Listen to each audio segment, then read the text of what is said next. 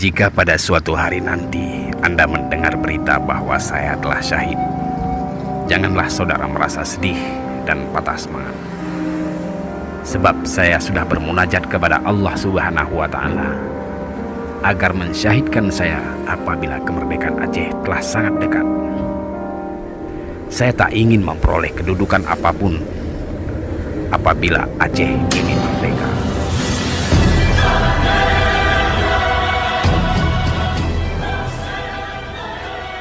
Itulah wasiat terakhir Panglima Gerakan Aceh Merdeka Abdullah Syafii yang syahid dalam kontak senjata di kawasan perbukitan Jim-Jim, Kecamatan Bandar Baru, Kabupaten Pidi, Selasa 22 Januari 2002. Wasiat yang dibuat menjelang dia gugur seolah firasat Panglima bahwa kematiannya memang telah dekat. Namun jauh sebelum Tengkulah begitulah biasa dia disapa syahid, ia telah menulis pesan agar kematiannya tidak ditangisi apalagi diratapi. Sebab perjuangan kemerdekaan negeri Aceh Sumatera belum tuntas dan kematian dirinya adalah syahid. Tengkulah adalah pimpinan sayap militer GAM yang sangat berpengaruh. Lebih dari 20 tahun ia memimpin gerilyawan GAM di kawasan Biren yang dikenal sebagai markas GAM. Tengkulah dikenal sebagai pribadi yang tegas dan sopan. Ia juga dikenal sangat santun dan bersahaja. Di mata aktivis GAM, Abdullah Syafii adalah sosok yang humanis dan anti kekerasan. Itulah sebabnya berulang kali Syafii menegaskan bahwa perjuangan bersenjata tak lebih dari upaya mempertahankan diri dari serangan Tentara Nasional Indonesia. Tengkulah memang tak pernah dibesarkan dalam dunia kekerasan. Ia juga tak pernah mendapat pendidikan tempur di Libya seperti yang diperoleh Mujakir Manaf, sosok yang diusung GAM menggantikan Abdullah Syafii.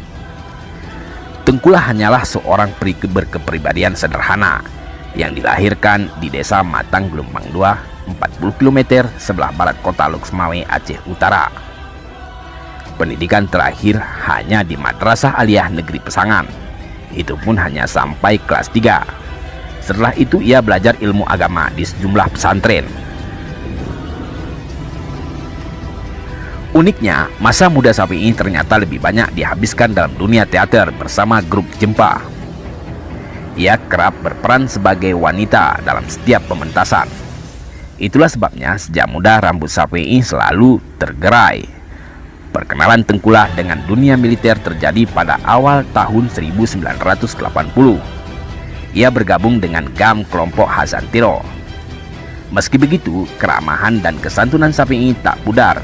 Ia terus menjalin komunikasi dengan rakyat Aceh yang memang sangat dekat dengan dirinya.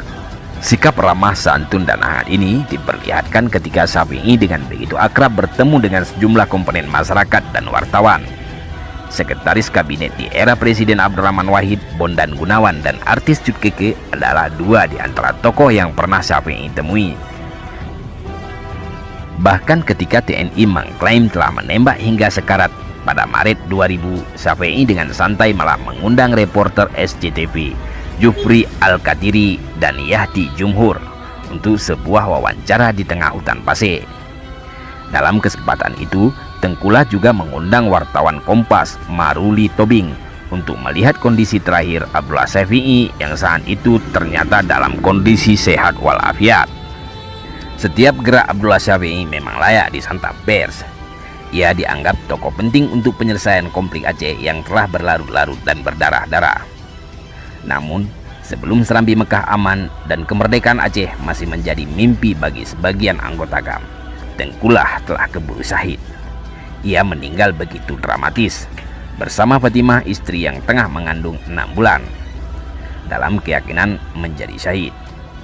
Demikian sekilas tentang Abdullah Syafii, sang Panglima GAM yang telah tiada.